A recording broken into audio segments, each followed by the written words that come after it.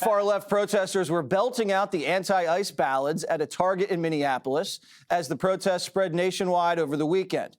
Violent chaos from Portland to L.A., and now the radicals are taking things a step too far. According to reports, protesters are using social media and encrypted messaging apps to track ICE vehicles and agents, while hackers have targeted ICE's surveillance arsenal. Leftist foreign agents are doxing nearly 5,000 past and present agents, compiling their personal information on a Wikipedia-style website. And left-wing ProPublica posting the names of the two agents involved in Alex Preddy's death. Meanwhile, Secretary Kristi Noem just announced on X that effective immediately, DHS is deploying body cameras to every officer in the field in Minneapolis. And it looks like the president's on board. They generally tend to be good for law enforcement because people can't lie about what's happening. So it's, generally speaking, I think 80% good for law enforcement. But if she wants to do that, I'm okay with it. Emily, the body cams, you saw what happened after BLM with the body cams. This could also expose the anti-ICers just the same way. Yes, and I think for those Democrats that need some type of ground extended to them, I think it could be an important sign of conciliation and consideration. And also in many jurisdictions, it was already part of the procedure. So I don't see it as a concession on the part of law enforcement to do that. I will say that, I want to make sort of 2 points here. The first is that, as we know, one of the agents was CBP. And we hear from Hollywood and from everyone, right, to ICE out and demanding that they are dismantled and advocating for their death and threatening them and their families and the like. Well, it's CBP that has helped searching for example, Savannah Guthrie's mom. Like, law enforcement does many different things. And when you advocate foolishly and without any credibility or thought for the extinguishment of an entire group of people that are serving this country, you have zero idea that that's only a part of what they do. And everyone relies on them for so much more than that one slim, tiny point that everyone is harping on. And also, do you guys remember horrifically when U.S. District Judge Esther Salas was shot on her doorstep? Her son was killed. That same year, there was a law passed in her state, rightly so, that prohibited basically doxing judges, that prohibited publishing their information. Just 2 years later, there was a federal analog that was passed doing the same. We don't have one that's against doxing of federal agents. We have a patchwork of laws on the federal side and state side that obviously you can't threaten or impede and use their information to do so. But this is where legislators need to get on board and make it immediately a stiff federal crime to dox these agents. I am tired of seeing toll lines and websites and posters out about, if you find anyone's information, send it here, and having that somehow exist without penalty. Someone is going to die, and please, God, let it not happen if these guys are allowed to continue doxing these federal agents. Harold? Be very brief on this.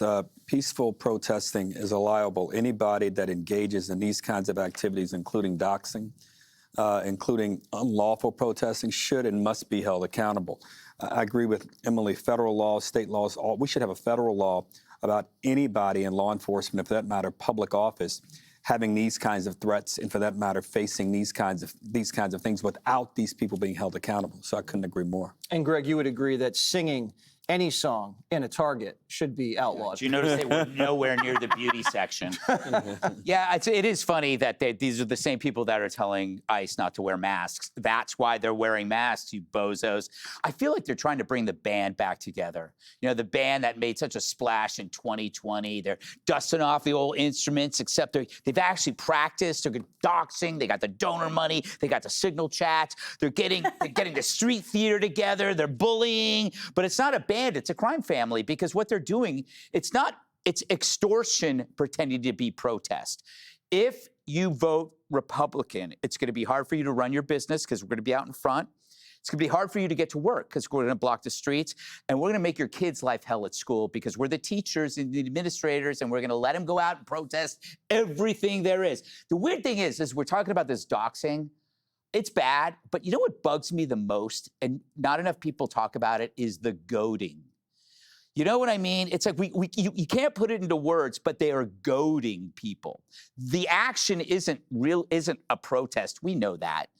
It's not really agitating. It's they're goading you to do something. It's an action that is designed to cause a reaction that will then escalate into some kind of tragedy or violence that they film. They did this to the Jews on the subways in New York City. Remember the whites at brunch in D.C. during the post-George Floyd stuff? They'd get in front of you and they would just wanted you to react, and then they could like do something. Now it's my turn to turn into Jesse Waters. Why are so many women in this and not men?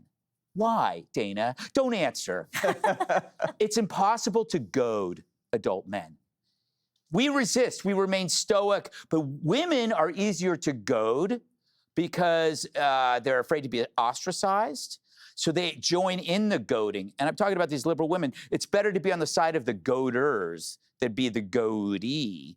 But when you goad somebody, you will meet consequences because the people above you that want you to goad, they want those consequences. They want you to be punched. They want you to be shot because that helps them. It's like when children do that, Dana. I'm not touching you. Yes. I'm not touching you. So everybody had so many great points. I will add a couple of here. One, do you remember Chop Chaz? Yes. Yes. Seattle. So Minneapolis is becoming like Chop Chaz. Like if the mayor and the governor are not going to do more, then that's what you're going to end up with. And we'll have the little chyron up above that says Chop Chaz rather than Minneapolis. The other thing is, we haven't talked enough about this sheriff in that county. What is it? Hennepin County, whatever it's called. That sheriff there, she is one of the people elected who refuses to coordinate with ICE.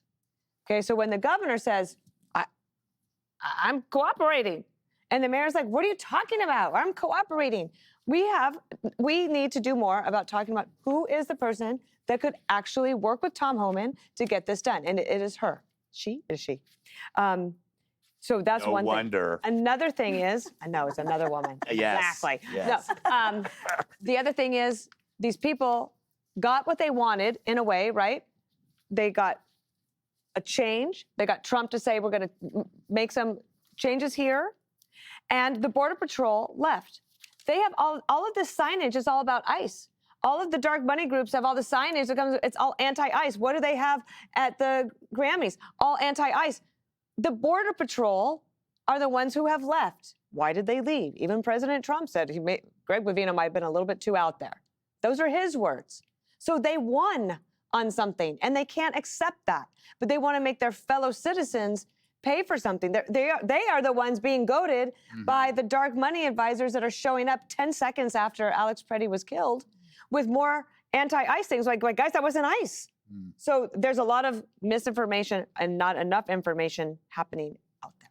Coming in the third inning, not the seventh. Yeah, you know, Dark Money, that was your stripper name. Click here to subscribe to the Fox News YouTube page to catch our hottest interviews and most compelling analysis. You won't get it anywhere else.